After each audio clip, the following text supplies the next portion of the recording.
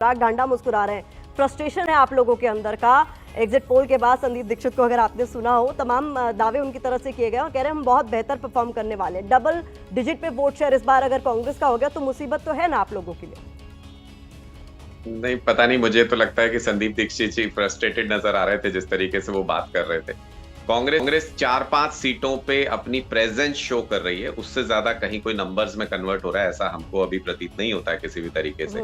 बाकी रही exit polls की बात, तो आपको पता ही है हमारा 36 का आंकड़ा रहता है एग्जिट पोल्स के साथ। कभी कोई प्यार मोहब्बत रहा नहीं हमारा एग्जिट पोल्स के साथ। जो भी एग्जिट पोल्स दिखाते हैं हम उससे 20-25 सीट आगे ही आते हैं हमेशा, चाहे दिल्ली के चुनाव में रहा हो चाहे पंजाब के चुनाव में रहा हो। और अभी भी हमको ये उम्मीद है, क्योंकि एग्जिट पोल जो जिस तरीके से लोगों से बात करके जो प्रक्रिया है वो इतनी सतही प्रक्रिया होती है आज के दिन में, और वो इतनी फॉर्मेलिटी होती है कि जो दबा कुचला वर्ग है, जो गरीब आदमी है, वो बोलता नहीं है खुल के इनके सामने। और आज के दिन में जो फियर है पुलिस ने जो पैदा किया है, जिस तरीके से भारतीय जनता पार्टी गुंडागर्दी करती है, कोई सड़क चलते बोलता थोड़ी है इनके खिलाफ।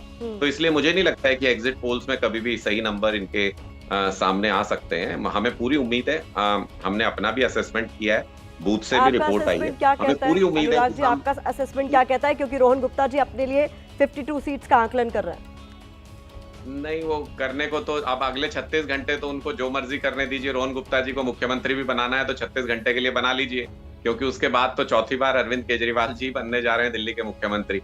हम बहुत कंफर्टेबल मेजोरिटी के साथ सरकार बनाने जा रहे हैं, ये मैं आपको कह सकता हूँ। और क्योंकि नंबर्स का हमने भी असेसमेंट किया है, बूथ वाइज भी हमने रिपोर्ट बनाई है, एक कंफर्टेबल मेजोरिटी के साथ सरकार बनाएंगे फिर से। इन्होंने खूब चालबाजियां की हैं, ये चुनाव अनप्रेसिडेंटेड था इस मायने में कि पूरी तरह से पुलिस का, पूरी तरह से प्रशासन का रवैया जो था, वोटर्स को रोकने का तरीका जो था, आपने खुद भी देखा कि पिछली बार से भी कम वोटिंग इस बार हुई है, 1-2% कमी आई है वोटिंग में।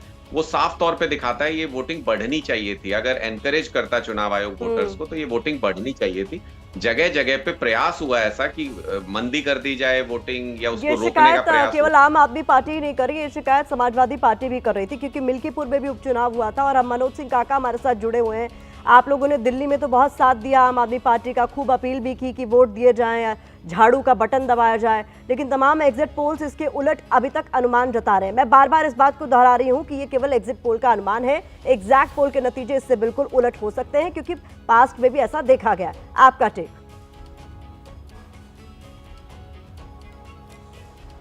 जो आप अनुमान लगा रही हैं और जो एग्जिट पोल के अनुमान पर जो आप आकलन अपना कर रही हैं, हर पत्रकार को आकलन करने का अपना मेरा आकलन नहीं है, इसीलिए मैं बार बार दोहरा दूं, ना ये एबीपी न्यूज का आकलन है, ये जो अलग अलग एजेंसीज ने पोल किया है ये उसका अनुमान आपके सामने है। नहीं, आप उसके साथ जो संबद्ध हो रही हैं, जो सवाल रख रही हैं, बहुत सारे आंकड़े आए हैं इस देश में। कम से कम दो संस्थान तो ऐसे दिखा रहे हैं, 11 में से 2 संस्थान दिखा रहे हैं जो आपको दिखा रहे हैं कि मेजॉरिटी में आएगा। अब भारतीय जनता पार्टी का जो सवाल आपने किया और जो मिल्कीपुर का जो आपने सवाल किया, चुनाव आयोग से समाजवादी पार्टी का कोई पहले दिन का आरोप नहीं है। समाजवादी पार्टी एक ऐसा राजनीतिक दल है जो पूरे देश में भारतीय जनता पार्टी के आकंठ जो उसका रथ जो चल रहा था, उस रथ को अगर कहीं 2024 के चुनाव में रोका गया है तो उत्तर प्रदेश में रोका गया। और तब भी हमारे नेता किसी दुविधा के विचारधारा में नहीं रहते। माननीय अखिलेश यादव ने इस देश के सर्वोच्च सदन में कहा कि हम अगर उत्तर प्रदेश की 80 के 80 लोकसभा सीट भी जीत जाएंगे तो भी हम ईवीएम के विरोधी रहेंगे। और चुनाव आयोग के निष्पक्षता पारदर्शिता पर सवाल है। चुनाव आयोग जब भारतीय जनता पार्टी का कोई व्यक्ति मॉडल कोड ऑफ कंडक्ट का वायलेशन करता है तो लोरियां सुनाता है, गाने सुनाता है, शायराना अंदाज दिखाता है। वो कभी भी अपने संवैधानिक जो उसकी प्रतिबद्धता है उसके प्रति प्रतिबद्ध दिखा। हमारी समाजवादी पार्टी का 500 शिकायतें हैं। क्या चुनाव आयोग ये नहीं जानता है? चुनाव आयोग 2022 के चुनाव में समाजवादी पार्टी ने 18,000 एफिडेविट दिया वोटरों को। जिस चुनाव आयोग की ये जिम्मेदारी है, जिस लोकतंत्र में ये निर्धारित है कि एक व्यक्ति के वोट से भी किसी व्यक्ति की हार सरकार बन सकती है और गिर सकती है, उसमें 5,38,000 वोट गिने नहीं गए। एडीआर की रिपोर्ट है। तो चुनाव आयोग कहां सो रहा था?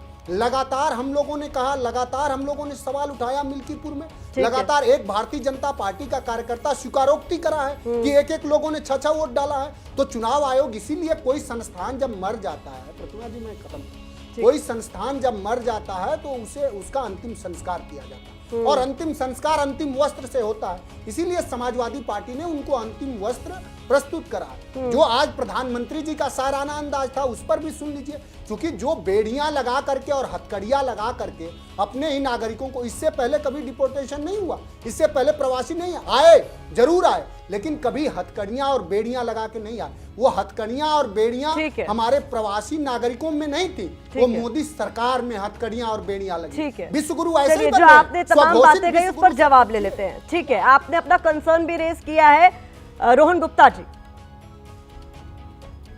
अब जवाब ले लीजिए ना। प्लीज सुन लीजिए। प्रतिमा जी, आपने अपनी बात कही, मेरे पास मुझे सबको पर्याप्त मौका देना होगा। प्लीज मनोज काका जी, मैं फिर आपके पास आऊंगी, लेट अदर्स स्पीक प्लीज। हाँ, ये बोलते ही रहेंगे। नहीं ठीक है, उनको जवाब नहीं चाहिए, उनको अपनी हार का ठीकरा दूसरे पे फोड़ना है। प्रतिमा जी, मुझे एक चीज बताइए, ये इंडी गठबंधन के जो बिछड़े हुए भाई है, 2 भाई यहाँ पे बैठा और तीसरा गायब है, ये लोग जब लोकसभा में ज्यादा सीटें आई तब क्यों नहीं उछल रहे थे? कभी 3 महीने तक किसी ने ईवीएम की बात नहीं की, तब लोकतंत्र का विजय, संविधान की जय, तब ये हो रहा था। ये दोहरा मापदंड नहीं चल सकता है। प्रतिमा जी, आप ठीक से अध्ययन नहीं करते ना। हमारी जिसमें से 2 में बीजेपी की जीत हुई है और 2 में बीजेपी की हार हुई है, और अगर 2 में जीत हुई है और 2 में हार हुई है तो ये बात करना मुझे नहीं लगता है कि ठीक है। आप 2 नाव पर कैसे सवाल कर सकते हैं? एक बात सुनिए, पहले पूरी बात सुनिए। नहीं मनोज काका जी, डिस्टर्बेंस नहीं, देखिए बीच में डिस्टर्बेंस करेंगे कोई अपनी बात नहीं कर पाएगा। मैं आपको मौका दूंगी, प्लीज बीच में डिस्टर्बेंस नहीं, कोई बात नहीं। रोहन जी अपनी बात पूरी कीजिए। अब वो चुप हो गए, रोहन जी अपनी बात पूरी कीजिए। ये बच्चों वाली डिबेट कर रहे हैं। प्लीज देखिए, मुद्दा यहाँ पे ये है, जब भी ये लोग ईवीएम पे ठीकरा फोड़ते हैं, मैं वापस कहता हूँ कि महाराष्ट्र में चुनाव के बाद में 288 बैठकों के हर बैठक पे 5 बूथ विपक्षी नेताओं ने जो हारे थे, उन्होंने कहा उस बूथ पे जो उसकी स्लिप है और ईवीएम के आंकड़े का मिलान किया गया और एक भी वोट का फर्क नहीं पाया गया। Randomly chosen booth on 288 seats, 5 booths in each seat, 1440 booth पे एक भी आंकड़ा नहीं फर्क आ गया। इनको शर्म नहीं आती ईवीएम पे और चुनाव आयोग के सवाल उठाते हुए? अंगूर खट्टे हैं, आप जनता का विश्वास गवा चुके हैं। आपको मालूम है कि हर जगह आप हार रहे हैं, मिल्कीपुर भी हार रहे हैं, इसीलिए अपने कवर अप कर रहे हैं जनता के सामने जाने के लिए, अपना मुंह छिपाने के लिए। जल्दी से अनुराग ढांडा का भी रुख करना चाहूंगी, समझ में नहीं आता क्या? ठीक है, आप जरा मैं अनुराग ढांडा का भी रुख करना चाहूंगी। अनुराग जी, जितनी गुंजाइश इन आंकड़ों के गलत होने की है, उतनी गुंजाइश इसके सही होने की भी है। और जिस तरीके से समाजवादी पार्टी ने ईवीएम को लेकर सवाल उठाए हैं, रोहन गुप्ता जी कह रहे हैं कि आप लोग हार के हताशा में हमेशा ईवीएम पर सवाल उठाने लगते हैं। क्या आम आदमी पार्टी का भी यही रुख रहेगा नतीजों के बाद? ये मुझे लगता है कि भारतीय जनता पार्टी जो बार बार ये तर्क देती है कि जब हम हार जाते हैं तब तो आप चुनाव आयोग को सही बता देते हैं, तब तो ये सवाल ही नहीं आता है कहीं पर भी। हार या जीत तो लोग तय करते हैं, वोट तो जनता देती है, मशीन के ऊपर बटन तो लोग जाके दबाते हैं, चुनाव आयोग थोड़ी दबाता है। हम जो कह रहे हैं वो ये कह रहे हैं कि चुनाव आयोग ने अपनी आंखें बंद कर रखी हैं और चुनाव आयोग पक्षपात करता है। तो ये 2 बिल्कुल अलग अलग बातें हैं रोहन जी। हारेंगे तो आप दिल्ली में भी सारे प्रयास कर लिया आपने, चुनाव आयोग ने आंख बंद कर ली, सब कुछ कर लिया, पुलिस इस्तेमाल कर ली, हारोगे तो उसके बावजूद भी, लेकिन उससे चुनाव आयोग के एक्शन सही थोड़ी हो जाएंगे, उससे पुलिस के एक्शन सही थोड़ी हो जाएंगे, उससे आपका पैसा बांटना जायज थोड़ी हो जाएगा। जो गलत बात है वो बताई जाएगी और चुनाव आयोग आज के दिन पे पक्षपातपूर्ण रवैया अपना रहा है, ये जग जाहिर है, सबको दिख रहा है ये। लेकिन उससे अगर चुनाव में उसके बावजूद भी आप कहीं हार जाते हैं तो उसमें तो और शर्मिंदगी होनी चाहिए आपको कि चुनाव आयोग आपके साथ था, पुलिस आपके साथ थी, फिर भी हार गए। वो तो और ज्यादा शर्मिंदगी की बात है कि 240 ही सीटें ला पाए आप लोकसभा में, सब कुछ अपना होते हुए भी, 400 पार चिल्लाते हुए भी। ठीक है, जल्दी से फिर एग्जैक्ट पोल का आंकड़ा तो बता दीजिए अनुराग ढांडा जी। रोहन गुप्ता जी ने नंबर दिया है मुझे, 52 कहा है।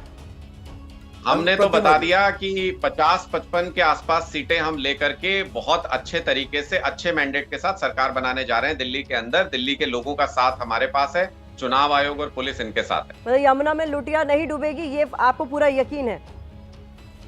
यमुना में भारतीय जनता पार्टी की इस बार लुटिया डूबेगी और अगली बार तक इनकी लुटिया यमुना में डूबेगी, तब तक हम यमुना साफ कर चुके होंगे। ठीक है, उम्मीद करते हैं कि इस बार यमुना जी साफ आ जाए, सत्ता में चाहे कोई भी आए। मैं चाहूंगी आप